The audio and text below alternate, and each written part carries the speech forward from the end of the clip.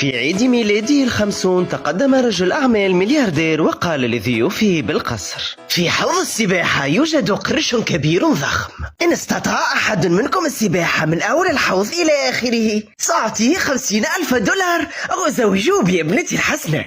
فاستعد الجميع للقفز بالمسبح طمعا في المال أو في الزواج من ابنة الثري، لكنهم تراجعوا من الخوف ولم يتجرأ أحد منهم على فعل ذلك. فجأة سمعوا صوت قفز في الماء فتجمعوا ليروا من المجنون الذي فعل ذلك.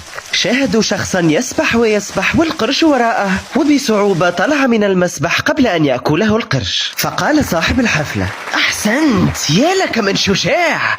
إذا ماذا ستختار، الزواج من ابنتي أو الحصول على 50,000 دولار؟ فأخذ الميكروفون من يده وهو يلهث من التعب والصدمة وقال: في الوقت الحالي لا أريد ابنتك ولا أريد مالك، فقط أريد أن أعرف من دفع بي في المسبح.